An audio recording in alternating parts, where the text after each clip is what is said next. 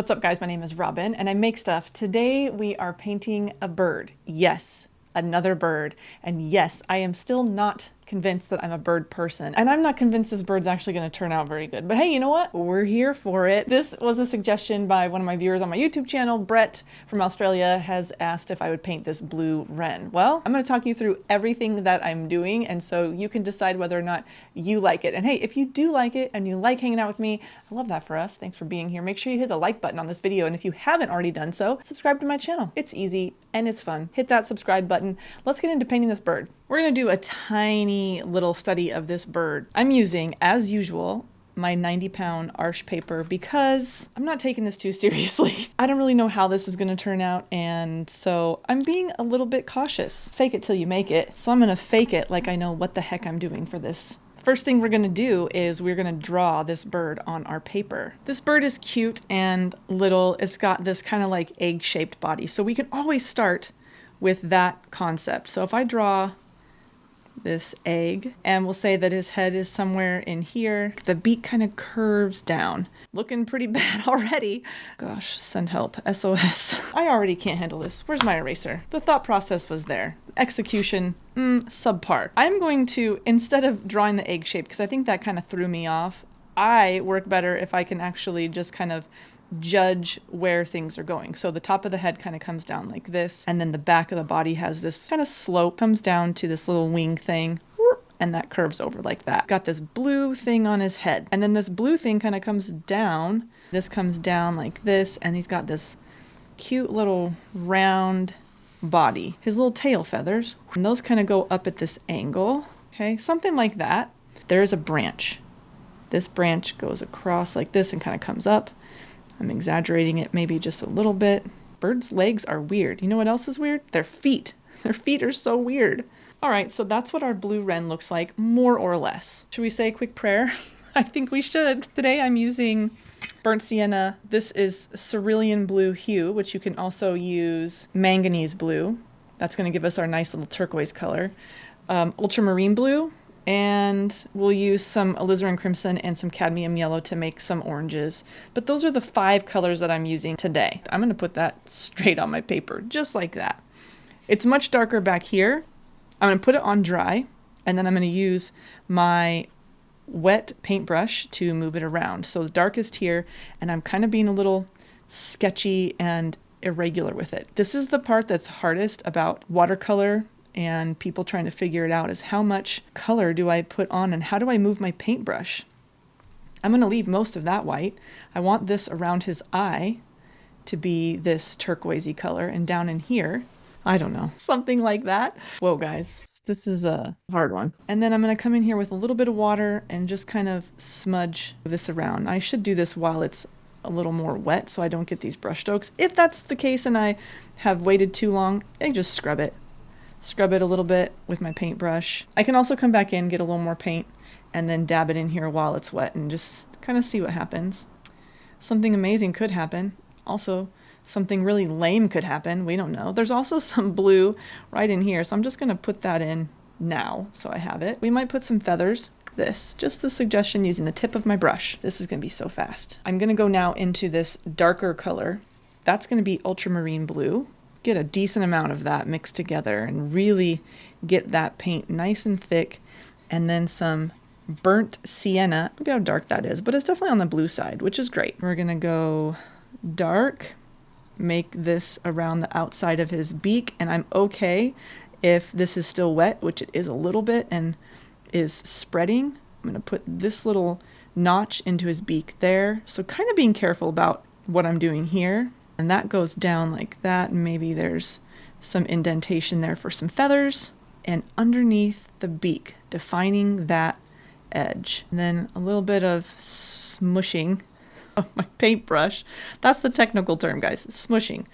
Okay, I can get some water on my brush, and maybe I'll kind of just adjust that. I'm just gonna laugh my way through this whole entire painting.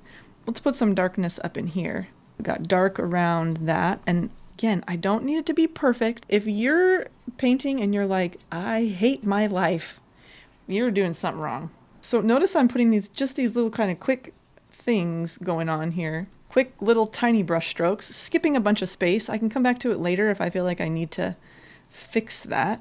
I go around this area in here, kind of filling that in. And I want to make sure we keep this little blue thing. I'm gonna clean my brush off, dry it off, and then come down in here kind of so it doesn't feel so paintbrushed. That's a word. So down in here is very light. That's not light.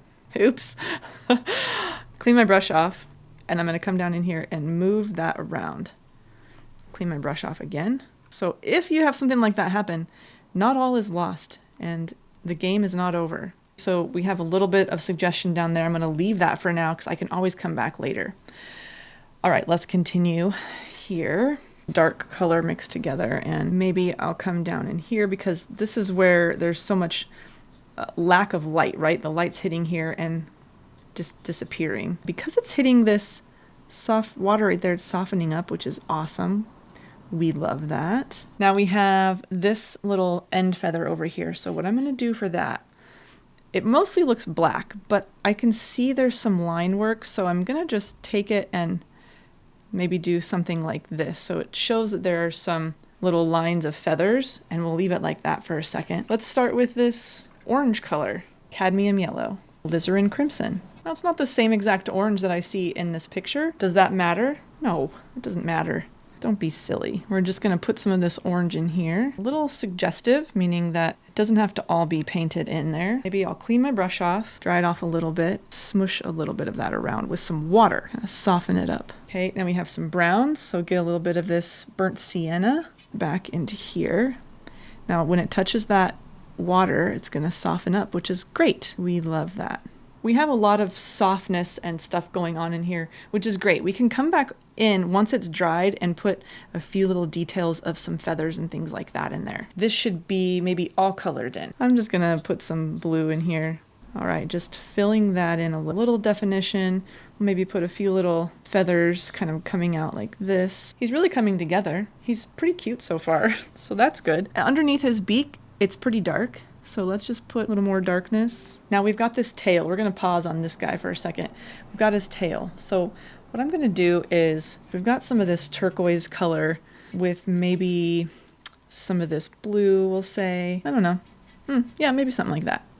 Get a little more water in there so it will move. It's gonna come to the top and just do some dry brush strokes. This, and then get some water on my brush. Bottom down here, ultramarine blue. Burnt sienna. I'm gonna tap that in right here on this. A little more paint. So now I have more paint on my brush and I'm just kind of tapping that in here. That darkness against that orange will start to define that shape.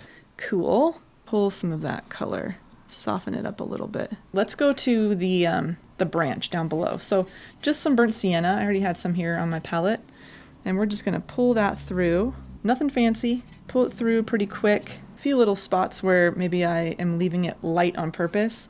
I'm gonna grab some of this gray blue, tap it in right underneath this bird. Maybe there's some shadows. Blue and burnt sienna to get that dark gray mixture right there. Don't worry too much about his little feet because you know what, those are gonna be dark. More ultramarine blue, darker brown, putting that along that bottom of the little branch. We need to make sure that it's dry around his eye before we paint that, and that's pretty dry. This is all really wet still. This might be slightly wet. This branch is wet, so I can't do his feet yet. So let's do his eye. Now when I do the eye, I wanna make sure that I leave some white area there for that reflection. And this needs to be really dark. Might do it in a couple different layers. When you're using the student grade paint, it's hard to get it very dark on that first pass. You kind of have to build up your layers in there. So coming in here pretty carefully on this, going around the shape of the eye. It's not going to feel outlined because I'm going to fill in so much of it. So leaving that little white area, really important. Okay, we'll just let that go for a second. And then with that dark color, I'm gonna come back in here a little bit more on that bottom of that beak. That branch is pretty dry. So let's get that dark color and do his little legs. Got a leg over here, that. And then this one comes out from over here also. Little claw talon. I'm telling you, bird feet, so weird. There's another one right there.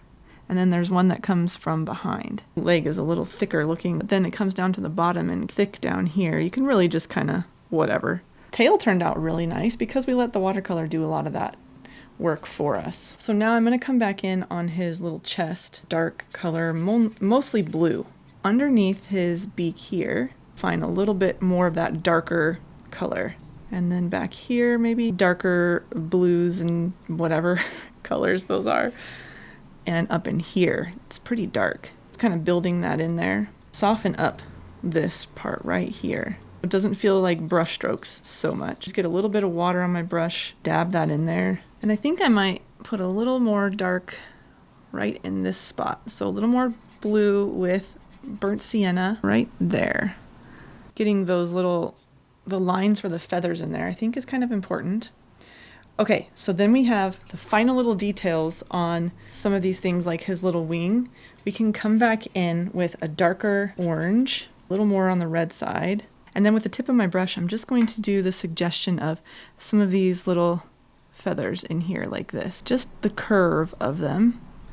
You can soften up the inside edge of that. Clean your brush off. Soften up the top. Still have that texture, or that implied texture.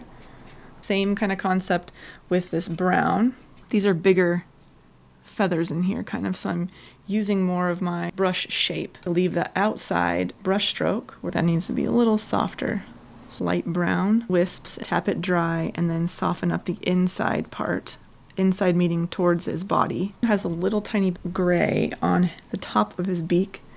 And then we'll finish up on one more layer. You can just keep fussing forever. That's basically it. What about the background? Get this wet away from your bird. Could always paint the background first, but this was mostly just about the bird. So cadmium yellow, ultramarine blue. We'll just smush some in here. We'll also tap it, and you could get some darker color in there. That might separate out and look kind of neat. Ta-da! Well, that's about all there is to it. It looks like a bird. So I can say it was successful. Could it be better? Could it be worse? I'll let you be the judge. Thanks for hanging out. I will see you next time that I make stuff.